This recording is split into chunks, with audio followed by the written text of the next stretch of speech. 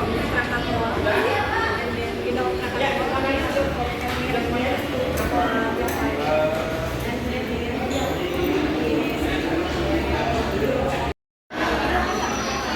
Oke, langsung ke pertanyaan pertama ya Pak. Ya, apa alasan Museum Wayang memutuskan menerapkan QR code pada koleksi wayang?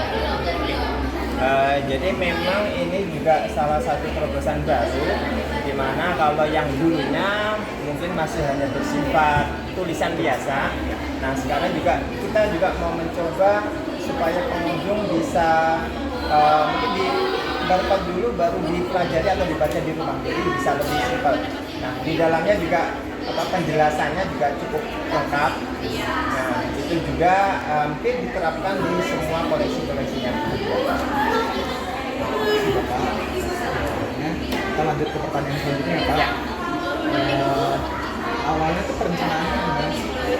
Bisa memiliki QR code sebagai informasi visualnya, kenapa nggak dilakukan? Ya. Karena memang ini sebenarnya kita juga sudah ada usulan daripada tim medsos sendiri ataupun pengembang di museum wayang ini. Ini juga kebetulan kami terapkan juga pas perencanaan renovasi gedung yang baru.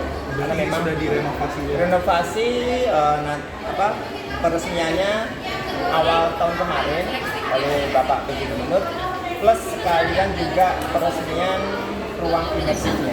Jadi terdapat juga kolaborasi digital dengan budaya wayang itu sendiri. Terima kasih Bapak atas jawabannya. Kita lanjut ke pertanyaan selanjutnya ya Pak ya. Koleksi wayang apa aja yang udah dilengkapi pakai QR code Pak?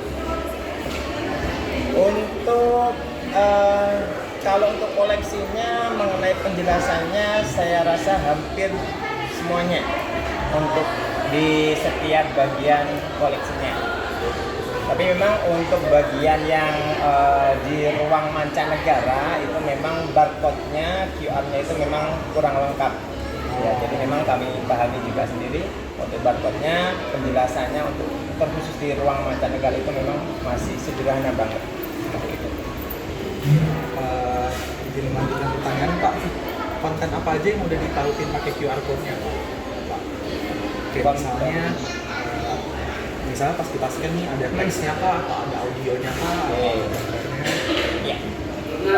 Sementara memang hanya berbentuk tulisan, hanya penjelasan singkat tentang koleksinya. Memang kemarin dalam konteksnya pun ada dua bahasa, dua versi bahasa Indonesia dengan bahasa Inggris. Proses pengelolaannya sendiri susah nggak sih Pak buat bikin pakai QR code ini? Memang kemarin untuk yang di kita itu memang dibantu oleh tenaga teknisnya juga. Nah, jadi kita istilahnya kolaborasi juga dengan pakarnya itu yang kuratornya yang menjelaskan tentang koleksinya, kemudian dibuatlah QR code-nya itu oleh tenaga ahlinya sendiri. Izin Bapak melanjutkan pertanyaan.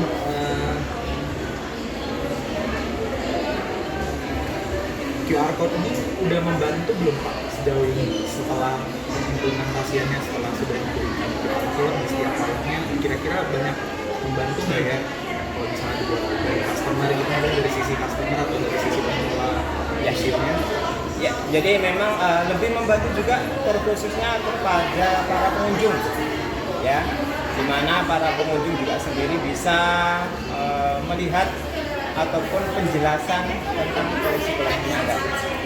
Memang disediakan juga pemandu museum, tapi kalau memang tidak mereka mau jalan sendiri pun para pengunjung bisa mengetahui informasi-informasinya. Jadi sangat membantu sekali. Oke, untuk tantangan sendiri Bapak, ada nggak tantangan waktu kita implementasi QR code-nya di setiap wayang? Apakah ada yang error atau semacamnya? Ya. Untuk sejauh ini sih memang karena mungkin sifatnya simple, jadi memang untuk beberapa kali dicoba, untuk tantangannya sih belum ada karena QR code yang kita bikin dari segi penjelasan mungkin sedikit kalau mungkin ada kerusakan ya itu yang menjadi masalah penjelasan ataupun QR system. Lanjut ke pertanyaan terakhir Bapak, untuk evaluasi serta harapannya terkait pemanfaatan QR code di museum wayang kira-kira seperti apa Bapak? Jadi memang kembali lagi rencananya memang akan ditambah mungkin penjelasan yang untuk penjelasannya seharusnya sudah cukup lengkap, sudah cukup padat lengkap. Kemudian mungkin penambahan dari segi bahasa. Jadi mungkin kemarin ada rencana juga mungkin bahasa asing Cina atau apa. Jadi selain kedua bahasa yang umum Indonesia, Inggris, mungkin ada penambahan untuk bahasa asing Cina. Jadi karena pengunjung di museum wayang itu juga beragam banget, dari mancanegara pun banyak juga kunjungan daripada wisatawan aslinya. Terima kasih Bapak atas informasi. Sama-sama.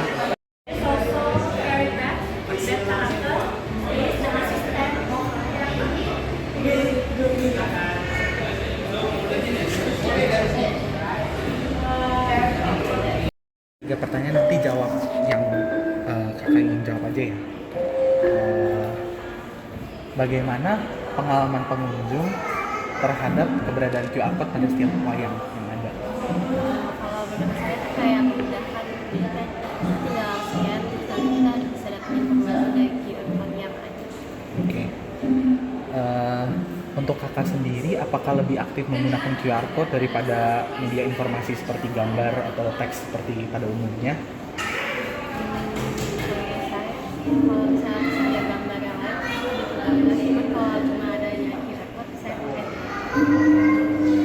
Ada nggak perbedaan pemahaman dari kakak sendiri sebagai pengunjung sebelum dan sesudah menggunakan QR code? Kalau menurut saya lebih mudah mungkin ya sesuai ikutin perkembangan zaman juga. Jadi dengan adanya QR code menurut saya lebih mudah. Terima kasih Kak.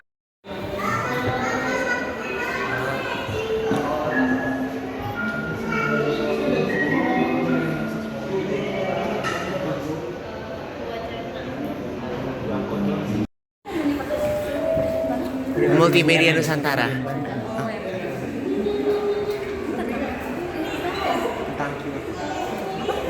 QR code yang ada di wayang. Iya, yang ada di sepanjang museum ini. Cuma ngejelasin informasi tentang wayangnya doang Iya. sih.